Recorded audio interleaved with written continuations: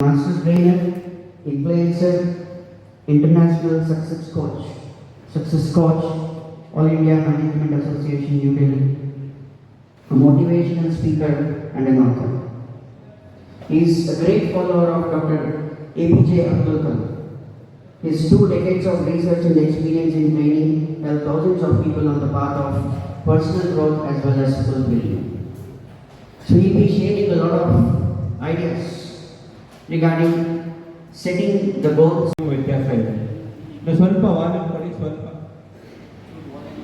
A man without training is like a bird without.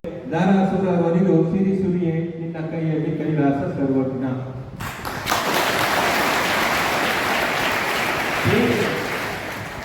ನಮ್ಮನ್ನ ಎತ್ತು ಹೊತ್ತು ಸಾಕಿ ಸಲಹಿದ ತಂದೆ ತಾಯಿಗಳಿಗೆ ವಿದ್ಯೆ ಬುದ್ಧಿಯನ್ನ ಹೇಳಿ ನಮ್ಮ ಜೀವನವನ್ನ ರೂಪಿಸಿ ಇಡೀ ಜೀವನಕ್ಕೆ ಮಾರ್ಗದರ್ಶನವನ್ನ ನೀಡುವಂತಹ ಈ ಎಲ್ಲಾ ಮಹಾನ್ ಶಿಕ್ಷಕರಿಗೆ ಮತ್ತೆ ಹಿರಿಯರಿಗೆ ಅನ್ನದಾತರಾದ ರೈತರಿಗೆ ಶಿರಬಾಗಿ ನಮಿಸಿದೋಣೆ ನಾವು ಶರಣಾಗಬೇಕು.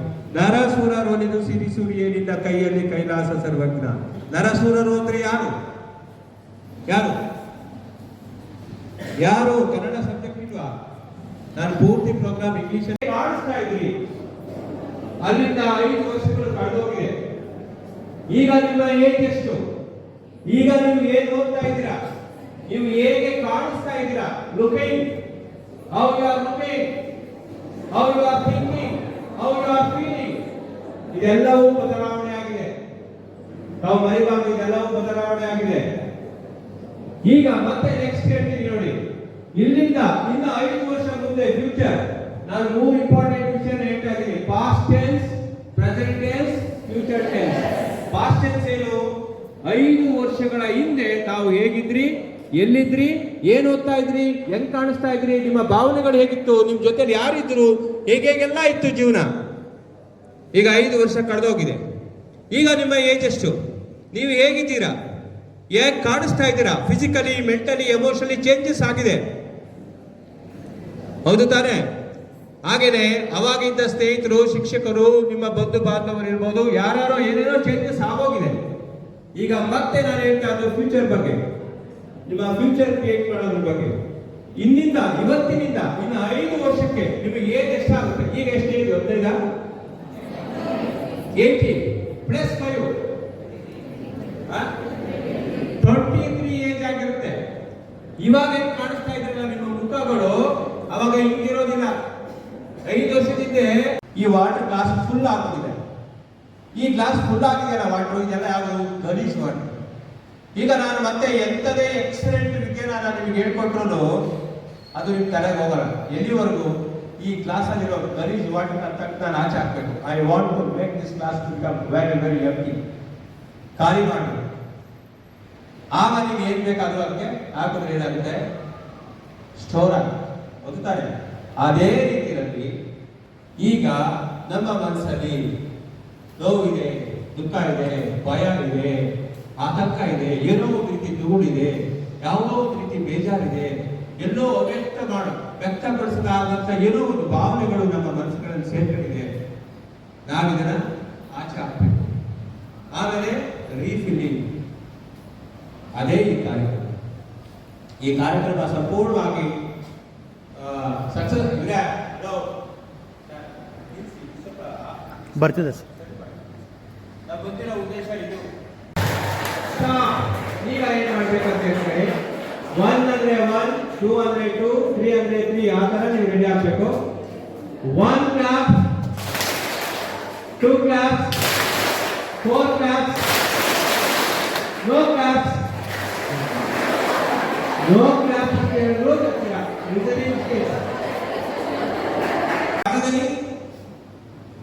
ಅಷ್ಟೆಲ್ಲ ಪಾಠ ಹೇಳ್ಕೊಟ್ರು, ಕಷ್ಟಪಟ್ಟು ಹೇಳ್ಕೊಟ್ರು ಟೀಚರ್ಸ್. ನಾವು ರ್ಯಾಂಕ್ ಬರಲಿಲ್ಲ, ಫಸ್ಟ್ ಕ್ಲಾಸ್ ಬರಲಿಲ್ಲ. ಆ ಮೊಬೈಲ್ ಬೇಕಾಗಿತ್ತು, ಅದನ್ನ ತಗೊಂಡ್ಬಿಟ್ಟು ನಾವು ಹೆಂಗೆ ಯೂಸ್ ಮಾಡೋದು ಕಲಿತೀವಿ.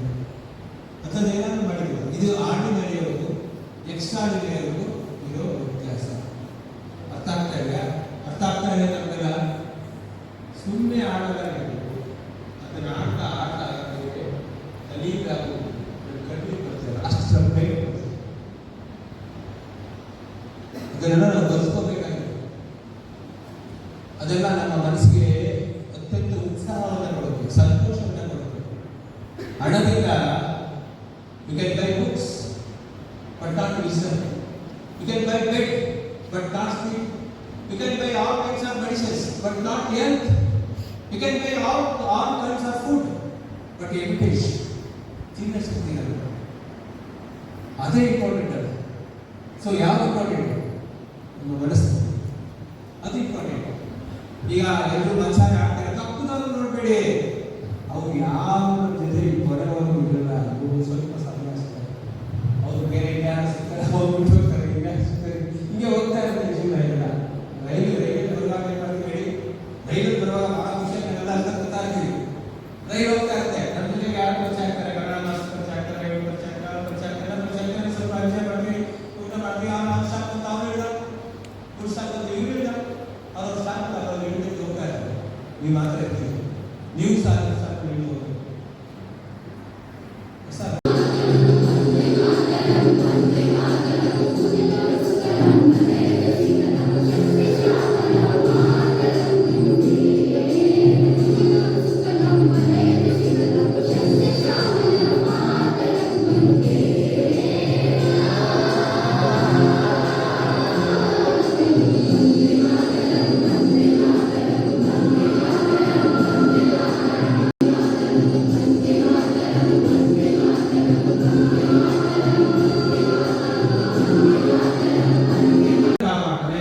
ಉದಾಹರಣೆಗೆ ಅಬ್ದುಲ್ ಕಲಾಂ ಅವರು ಮುಸ್ಲಿಂ ಹುಡುಗ ಆಗಿದ್ರು, ಅವರು ಹಿಂದೂ ದೇವಾಲಯದ ಹತ್ರ ಹೋಗಿದ್ರು, ಸುಮ್ಮನೆ ಹೋಗಿರಲಿಲ್ಲ, ಹೋಗ್ಬಿಟ್ಟು ಕಸ ಹೊಡಿತಾ ಇದ್ರು, ಬೆಳಗ್ಗೆ ಎದ್ದ ತಕ್ಷಣ ಕಸ ಎಲ್ಲ ಹೊಡೆದು ಕ್ಲೀನ್ ಮಾಡಿ ಇಟ್ಟಿರ್ತಾ ಇದ್ರು. ಆ ಪೂಜಾರಿ ಬಂದು ನೋಡ್ತಾರೆ, ಆಮೇಲೆ ಯಾರು ಕಸ ಹೊಡ್ಬಿಟ್ಟಿದ್ದಾರೆ, ಕ್ಲೀನ್ ಮಾಡಿಬಿಟ್ಟಿದ್ದಾರೆ.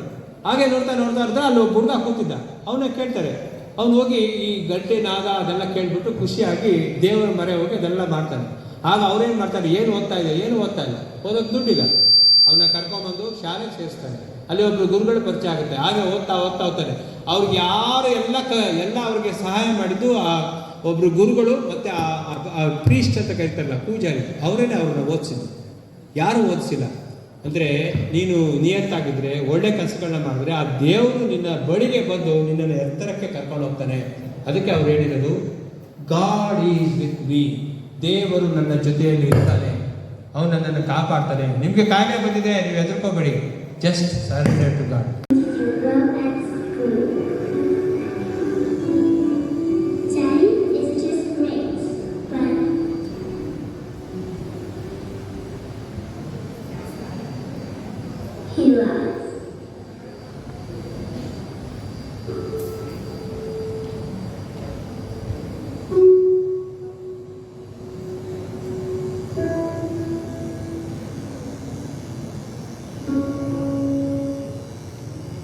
He likes not having a job.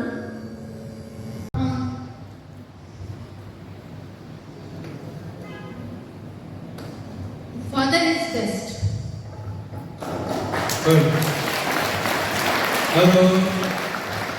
ಅವ್ರಿಗೆ ಸಂಬಳ ಕಡಿಮೆ ಬರ್ತಾ ಇರುತ್ತೆ, ನನಗೆ ತುಂಬಾ ಸಂಬಳ ಬರ್ತಾ ಇದೆ, ನಾನು ಚೆನ್ನಾಗಿದ್ದೀನಿ, ನಾನು ಆರೋಗ್ಯವಾಗಿದ್ದೀನಿ, ನನ್ಗೆ ಏನೆಲ್ಲ ಇದೆ, ನಾನು ಖುಷಿಯಾಗಿದ್ದೀನಿ ಅಂತ ಏನೆಲ್ಲ ಹೇಳ್ತಾ ಇರ್ತಾರೆ.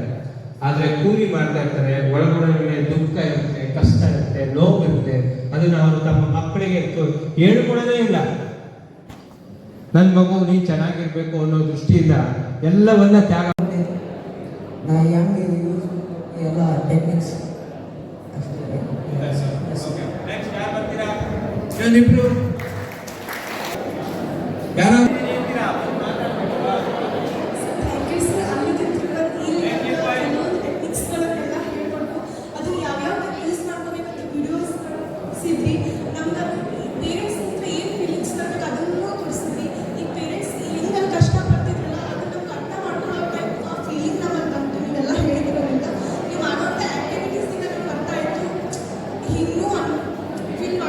ಚೆನ್ನಾಗಿ ಹೋಗ್ಬೇಕು ಹಾಗೂ ಎಲ್ಲ ಗುಣಗಳನ್ನು ಅಳವಡಿಸ್ಕೋಬೇಕು.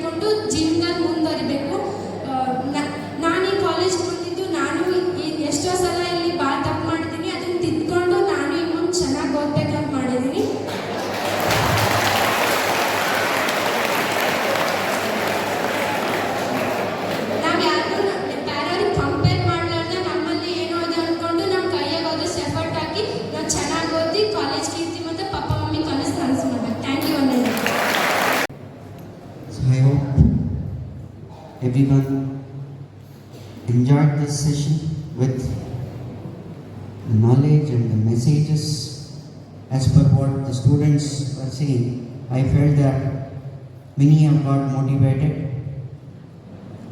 I can say that those who have listened from the beginning to the end definitely would have got motivated. So we thank